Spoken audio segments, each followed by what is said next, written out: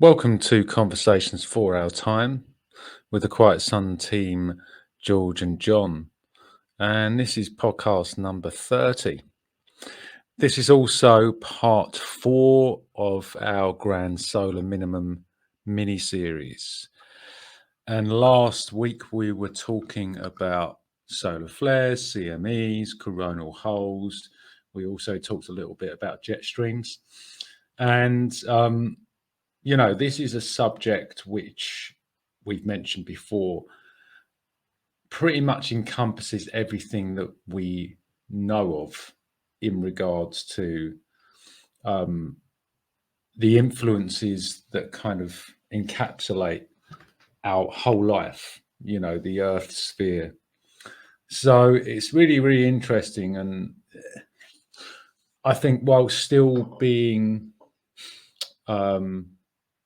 a subject which many scientists are kind of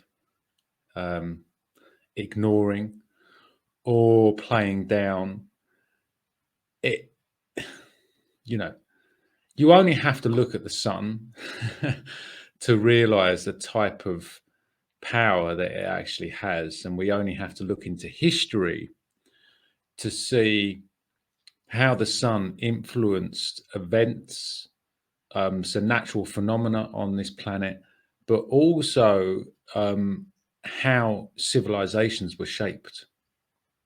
And this week we're actually going to be talking about the Minoan age, the Roman age, and the medieval age. And these all came with both very prosperous times, but also these civilizations were ended quite abruptly in regards to the time of society. And I was doing some research on this today, that actually there's a correlation between these ending of these ages, which were all warm periods, with correlated volcanic eruptions, which actually then led to these ages going into cooler periods. So if anyone knows about history, these ages, the Roman, the medieval, and the Minoan, were times where civilization peaked. It was very prosperous. There was a lot of food grown. Empires got bigger, and so there's a lot around this, and it's a fascinating subject. So we know from historical data that these events, both in society and environmental events, have a strong link. There is no definitive proof, because you can never just have one thing that creates something else. But mine and George's purpose of these podcasts is to bring information to people so they can do their own research and they can work it out, follow the experts. And I'm not talking about the experts that have their funding paid for by these massive institutions, but experts that are independent, because they're far less likely to be influenced by the gain of money, status, etc., or just to keep their tenure. But these independent scientists, on the whole, tend to be more driven by the actual truth, which is what science is. So we'll kick this off, and it'll be a really interesting podcast. So please keep your comments coming, whether they're positive or there's some kind of form of criticism. That's okay. Not everyone's going to agree with what we say. But obviously, I'm not going to discount anyone that tries to, have a different opinion. So let's get started. George, how are you doing? Hi, John. Yeah, great. Great intro. Yeah, I'm doing well. Thank you very much. Yes, enjoying these podcasts. And yeah, we just casually go into certain aspects of this grand solar minimum. We're bringing the history into the now. And even if we do get negative comments, we know that this is a controversial subject. We really are aware of that, and we really are putting ourselves out there to do this, because we would seem like the crazy ones. But there's no negative really comments that that I don't take it as a negative. I take it as a constructive. And it's good to hear what people are thinking. Thinking what they're saying. I had a very good feedback on somebody on Facebook, a friend of mine, and she was very interested. She didn't know. I don't think she knew much about the ground solar minimum, but she was very interested, and she listened to the first two podcasts, and she was saying, "Of course, it makes sense what we're saying and what we're explaining. It's always, the sun. It is always the sun." So people are getting more and more aware, you know, of the true climate, you know, and if we keep bringing it to people's awareness. Whereas when I, joined the Truth and Freedom movement, I think it was about 7 or 8 years ago, we were still peddling the man-made global warming because we didn't know then. But certainly the last 2, 3 years, more people in the movement are becoming aware of the natural cycles, the natural climate change, and the peaks and troughs in temperature and the science behind it. People are using their own initiatives to go and look at the whole history of the Earth, or what we can, the millions of years of proxy data that we have. We do have this. People are going to it, and people are realizing, hang on a second, we can't just blame weather modification. We can't just look at the last 140 years. We've got to look at the whole lot, and we got to look at, that throughout the history, our weather has been erratic, and dangerous, and it's been very, very cold, and it's been very, very well documented. It's just not been highlighted in a fair way. So, it is being peddled, as we've been talking about the man-made global warming, by the climate alarmists, the illusionists, because it is their authority over us is an illusion. And this is what I wanted to say, because they write the rules and they write the so-called science, and they propagate this, and that's where the word authority comes from. Authority. They're writing this up and making it up as they go along, and we are challenging this head on, bringing history to it, the true history, not his story. So I'm really pleased with the feedback that we're getting. I'm going to go into like you said, John, the correlation. There is always a correlation, with the ground solar minimum, and along with the cold climate, between that and increased earthquakes and volcanic activity. How it's related is not fully yet, understood, but we notice that there are patterns when you look at the Earth's history. So what is clear is that there is a connection there, and this is already happening, and it's already happened before, and we're taking note in our lifetime here that it will get worse, unfortunately. Predicting the future by looking at the past, it's just sensible to do that. And unfortunately, it looks like it will get worse going into the grand solar minimum, and even further. You've got Pinatubo volcano, which cooled the Earth in the 1990s, and that is awakening again, and it's been heavily monitored. You've got Krasovich volcano in Iceland. It's awakening after a 750-year cycle, with the last eruption being in the 1300s. Same with Reykjanes Ridge of Iceland, which hasn't erupted for over 700 years. It's going into an 800-year cycle. And eruptions can last up to 200 years, so it doesn't look good in Iceland. It's a beautiful place. I've been there. I'd love to go again, but there is a big but. I wouldn't like to be living right there right now. And we've also got 7 volcanoes on the Cascadia in North America, which will be erupting in the next 10 years, which happened looking back at the date of the Dalton minimum. So, so the 1700 Cascadia earthquake occurred along with the Cascadia subduction zone, which with an estimated magnitude of 8.7 to 9.2 on the Richter scale. So this is the massive, they're massive, okay?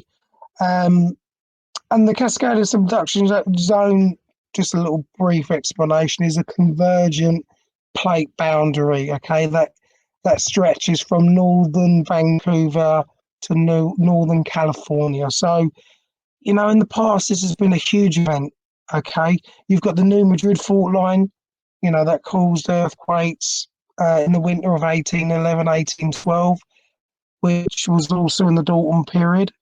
And it's a major seismic zone, it is one to be aware of. The Mount Tambora, is a huge volcano located on Sumbawa Island in Indonesia. I love that part of the world. I still want to go back there, but it's very, very dangerous. That erupted and lowered global temperatures, for years and years, and it caused the 1815 year without summer. You can easily find this information anywhere. So it was, the largest volcanic eruption recorded in history. But these are just but a few to name, and there's so many more that if we look into it, John L. Casey has got a book on this as well.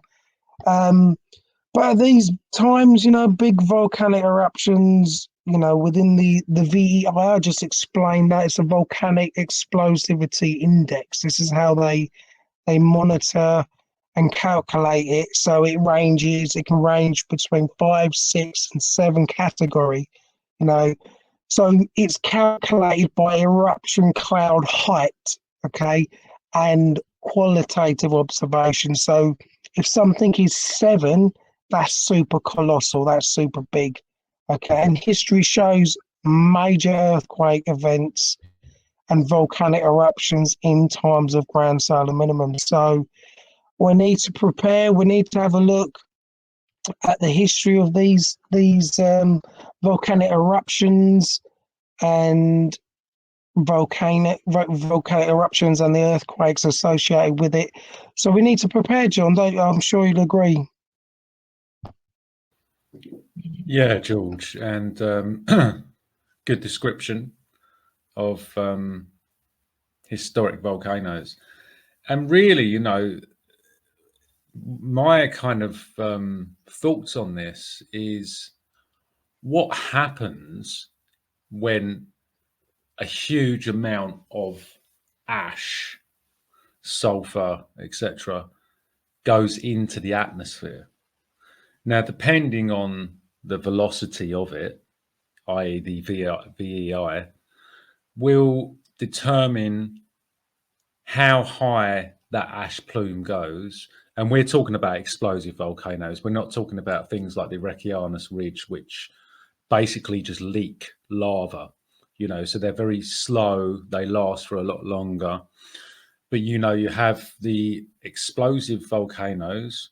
These are like ones that can go into the stratosphere. So the most recent one that we had was Honga Tonga. Everyone must remember that. It's an underwater volcano, and this is different because it's underwater, but it was so powerful that the water vapor that came from the water on top of the volcano got smashed into the stratosphere I think it was around 50,000 feet.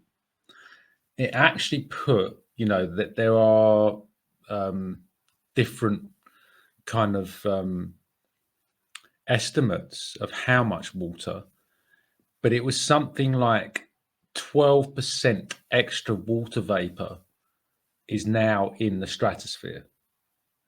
So what does that do? It creates more cloud by many scientific estimations. More cloud creates more rain. It creates more shade. And more cloud, obviously, you get more light deflected off of those clouds back into space, which means that it actually cools the planet. So we have modern proof that a huge volcano can actually affect the temperature of the planet quite quickly, within the space of a year. So imagine something like Tambora and how much ash was actually emitted from that and what that would have actually done, or Pinatubo, to life on this planet. And the main thing is, as we'll discuss later, is it can change the climate quite rapidly. If there's enough ash emitting, it can change the climate quite rapidly, and that can lead to events like the year without the summer. There was also a period in the 500s, which was apparently one of the worst years to ever have lived on this planet. And it can lead to further things like, if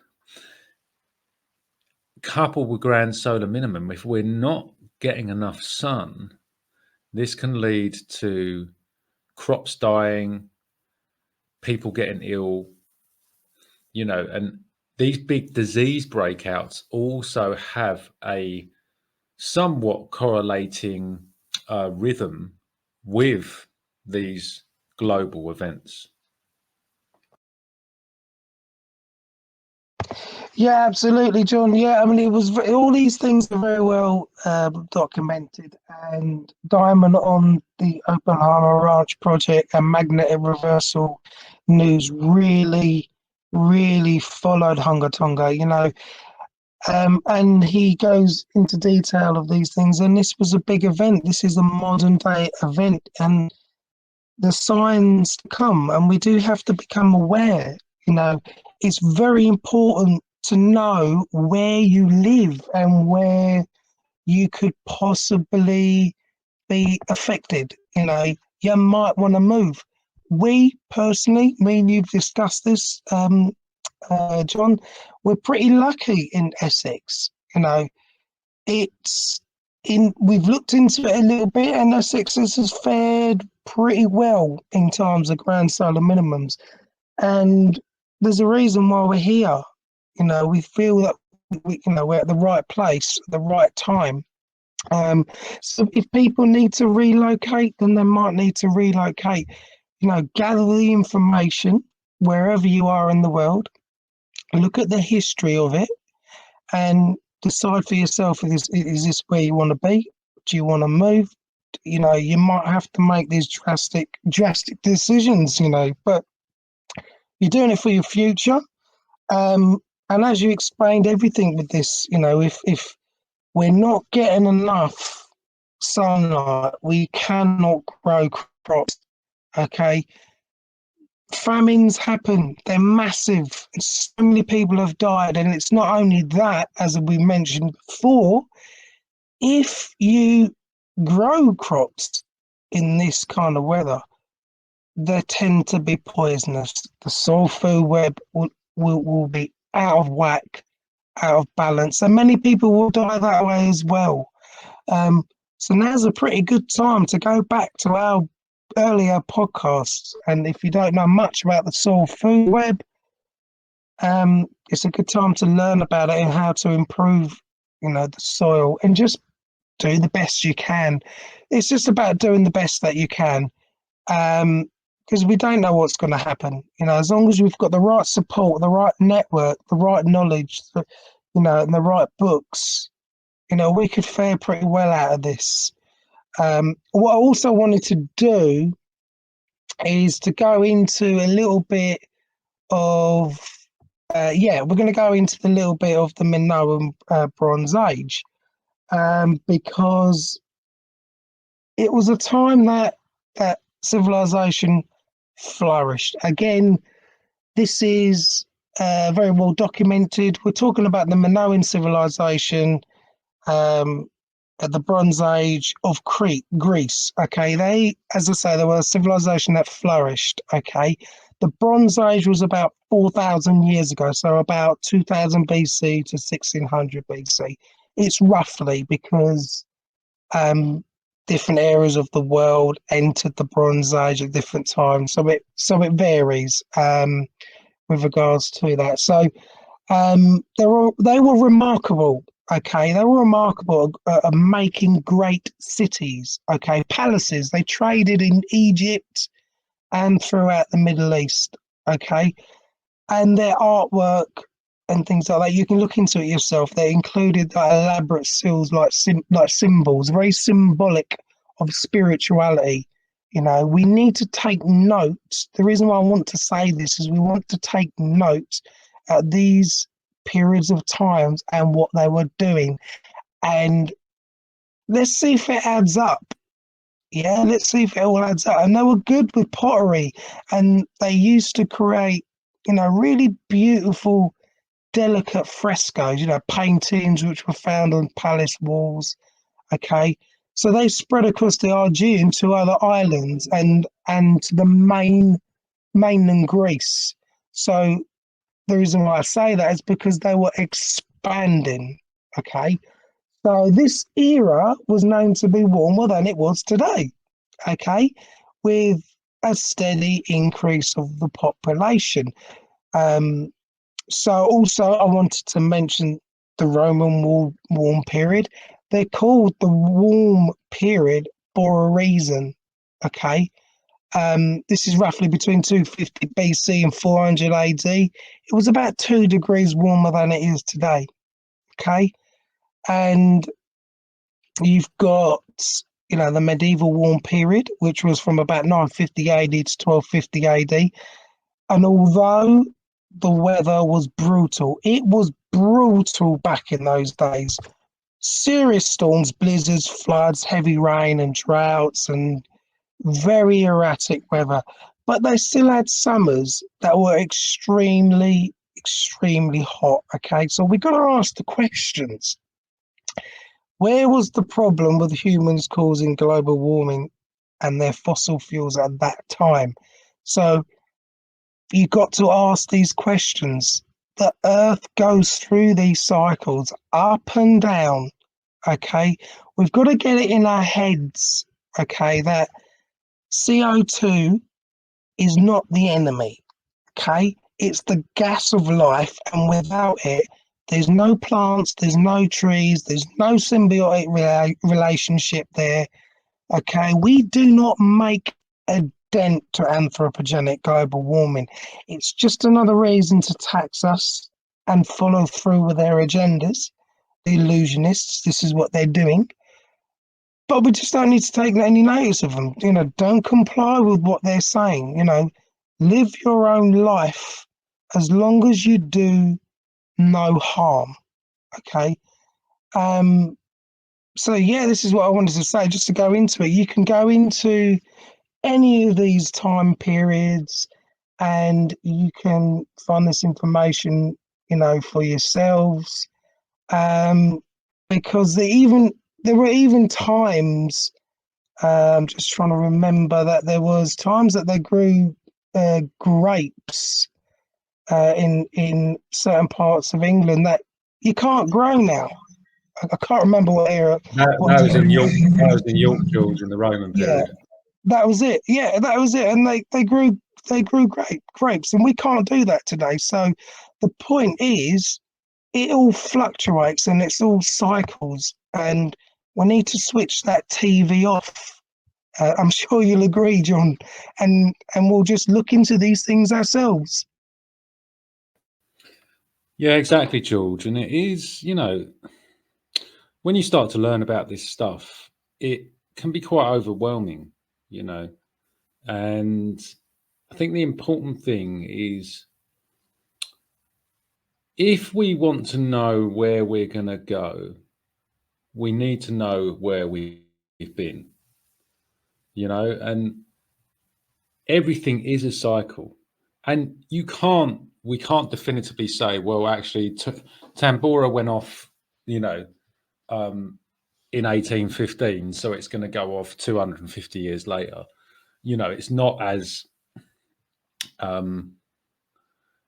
accurate as that, or it's not as linear as that. There's so much that goes into any natural phenomena taking place. The other thing I wanted to kind of just mention is that everything we talk about is sourced. We're not making any of this up. It's sourced, and this information comes from experts.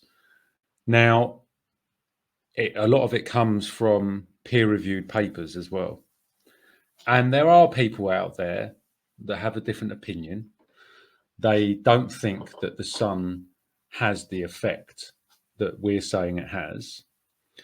But you only have to look into history to see that if there is no industrial revolution and the temperatures are fluctuating from warm to cool, or we go into ice ages, then something has to be driving it. So what is driving it? And the culprit, if you want to call it that, is the sun. What else is there? Well, obviously, there's other celestial objects, but it doesn't take a scientist to work it out. The other thing, just so everyone's straight, because you can research all this information, but you can't believe everything you read. So there is a certain amount of cross-sectioning that you have to do to understand how cycles fit into other cycles. And you can even fit in cycles of stock exchange fluctuations into what the climate's doing. And it makes sense, right? Because if the climate is changing, if it gets cooler and we can't grow the crops that we did 5 years ago in the volume that we did 5 years ago, it's going to affect the stock market, isn't it? Right? It's a no-brainer.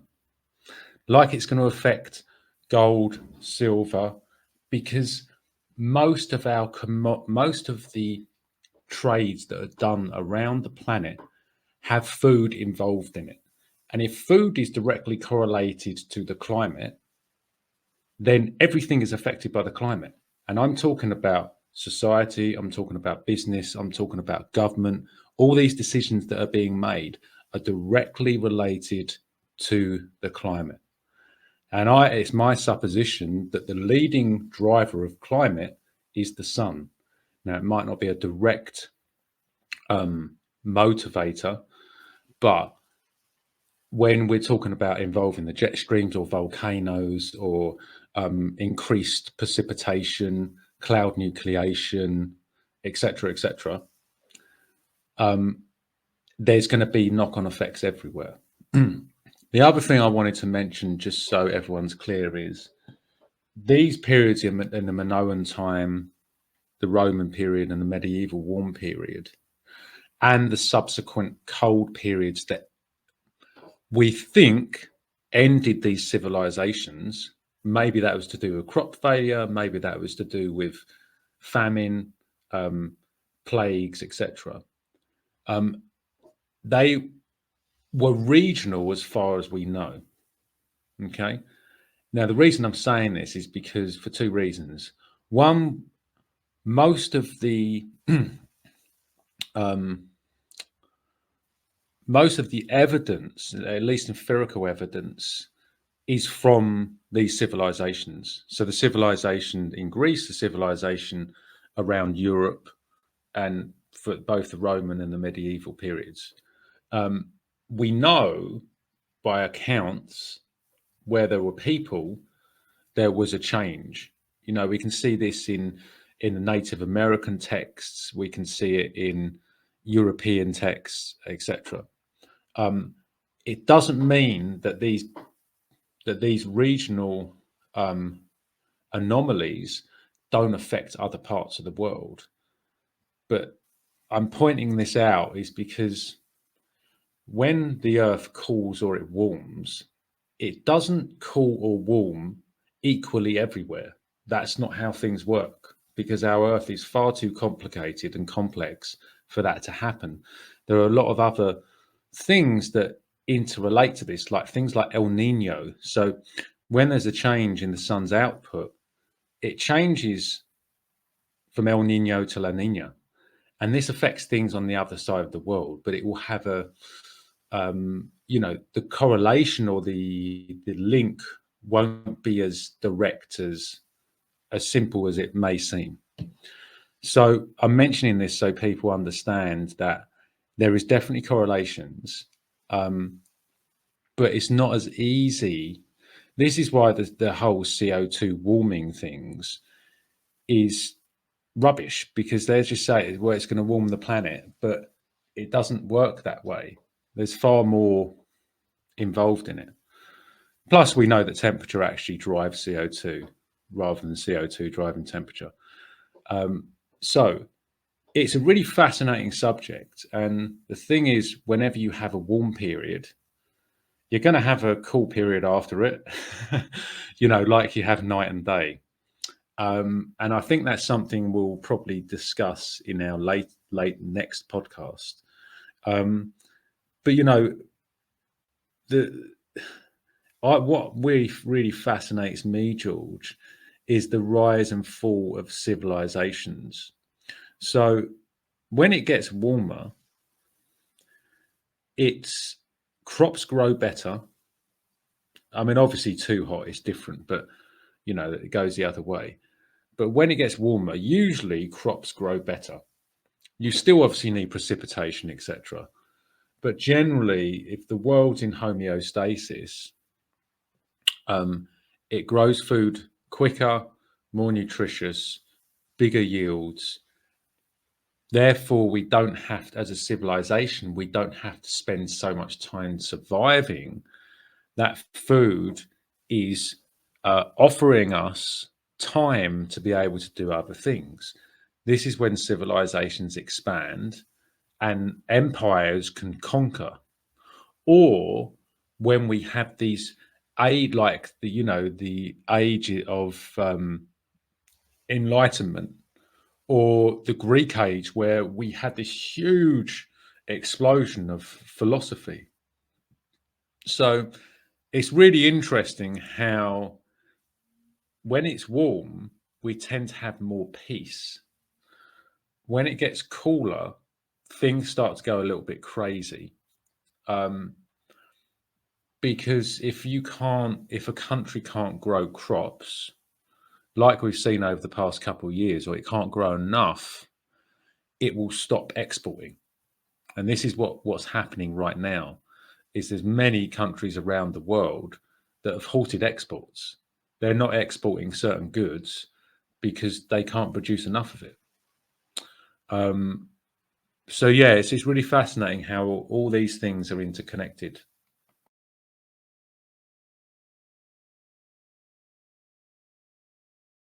Yeah, absolutely, John. Yeah, I mean, the easiest way to remember this is during warm periods, civilizations expand. In cold periods, civilizations collapse. Now, at the end of the medieval warm period, you've got over 3 centuries of temperate climate. Okay, so population increased from 1.4 million in the late 11th century to 5 million by the year 1300. We've got to bring common sense into it, okay? And we have been, drip fed their science towards us, and we need to, once we look at it, enough of the history, and there's more for us to learn. Me and John, we are not the world's experts in this. We've done enough research to say, come on, hang on a second, this isn't right. And there's so much more information out there. There's so much more. This is just to give people a little bit of a head start, because all we've done is taken an interest in the sun's activity and its relationship with Earth and their history and what happened, because it is probably one of the most important things that anybody can do, the past and the present. And there's, as I say, there's still so much more that we want to personally learn about it, what the sun is doing and what it will do in the future. Personally, it fascinates me, and I'm paying attention. I'm paying attention to it, and I don't claim to know it all. I'm not that kind of person. I don't have all the answers, but I will say again that we're being lied to on an epic scale, and billions could, worst case scenario, could perish. Okay, if we don't get this right, because the population is larger.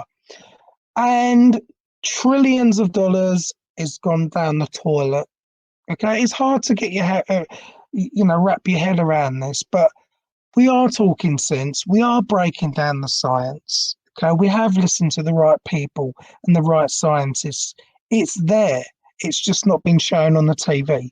There's so much to learn from this time and the time that's going to times that are coming. Okay, and it's going to make a big impact on us. Okay, but the Earth herself has experienced this many times over, but it's up to us to learn this real climate change and share that knowledge, because it's a massive subject. We can't put it all in a few podcasts. Although the beautiful thing about it, we can go in any direction with it. There's many books about this. We can learn more about the solar cycles. We can learn more about the self-sufficiency side of it.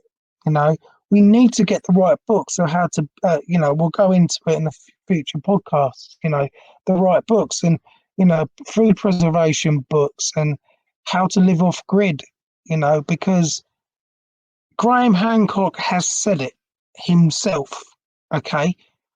Even though there's been a bit of controversy about him, but he said it himself. We as a society have no fucking idea of how to survive by ourselves. We have relied far too much by government, and they have wrapped this cotton wool over us to make us wanting them more, and make for them to make out that we really need them. We don't, and people continue about roads and bridges. We need them to be built. They were here before, long before these governments were here. We are more than capable of doing these things if we band together, create the right communities.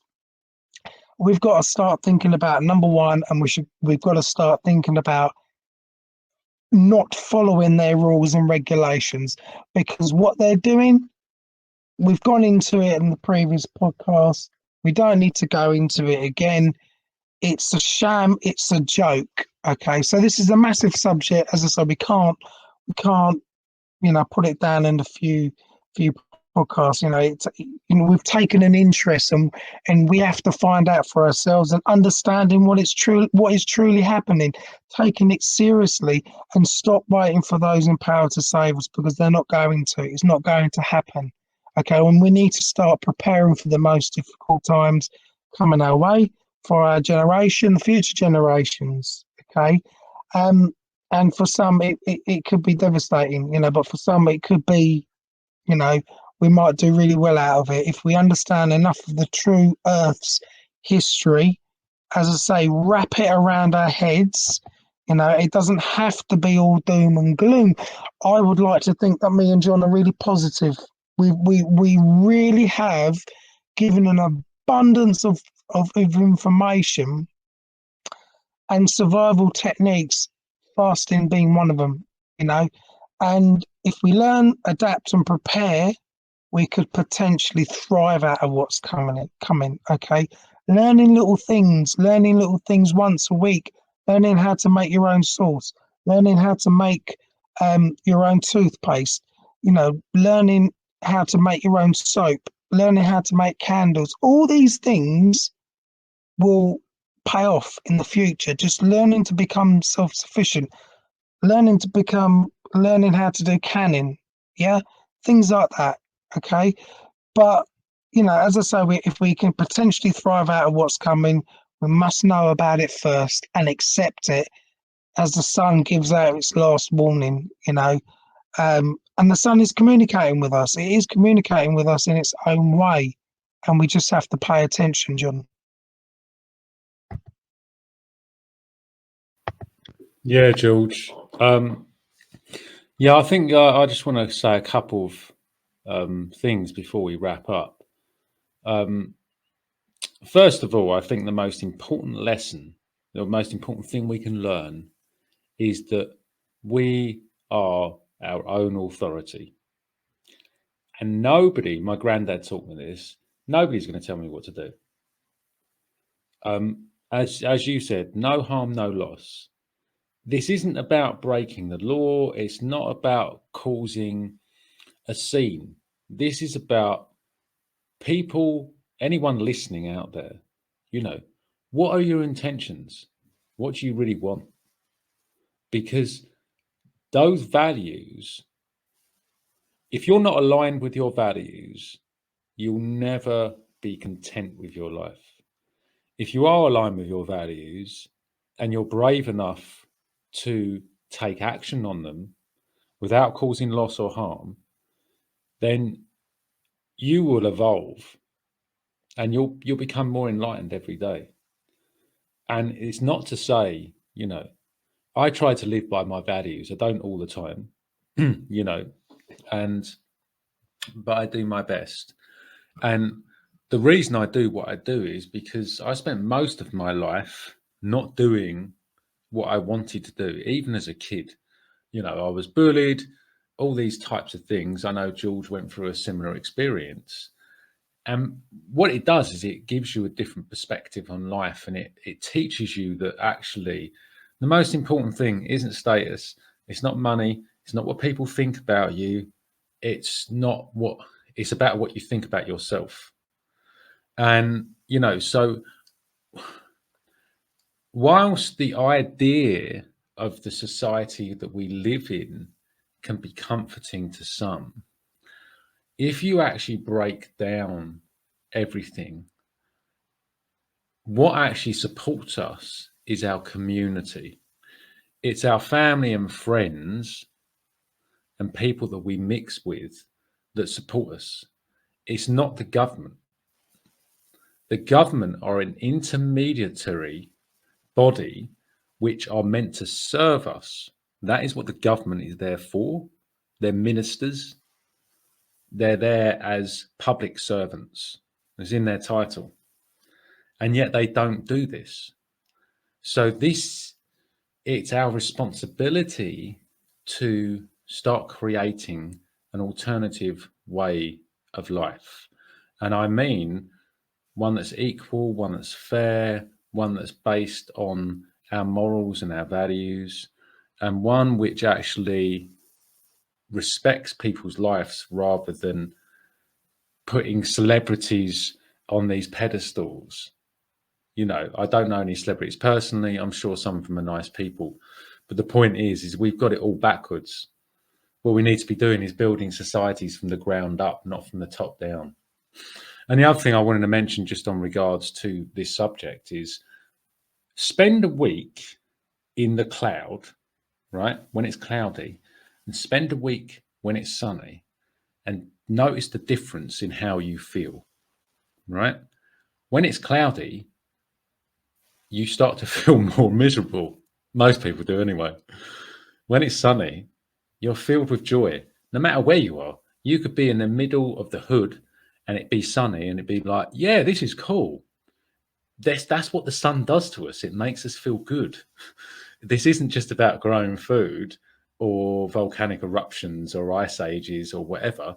This is also about how it makes us feel. And the sun is there because it gives life. It is the life giver. So yeah, I encourage everyone to just go out and research this if you think it's interesting enough, and see what kind of connections you can find to the world that we see, you know, whether that's how if you grow food, how does your food respond last year when we had, you know, almost 2 months of cloudiness in July and August here in the UK, and years previous where we had nice summers, the food responds in a completely different way. So but the thing I want to also illustrate is that we can adapt our growing, certainly, to how the climate actually changes. Our ancestors did it, and now we're armed with so much more knowledge of how we can create things like microclimates. So this is a great time, and I think, despite all the crazy, unpredictable stuff that's going on, there's also a huge undertone of this awakening that's taking place, and people are starting to become more empowered. So I'm really excited about the next coming years. So thanks, everyone. Again, I think this is a good podcast by myself and George. We really enjoyed doing this, and I hope people get something from it. If you do, please share it.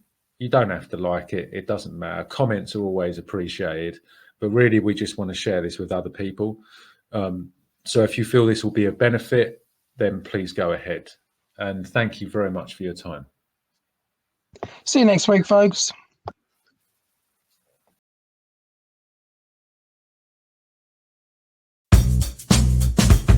Pond 5.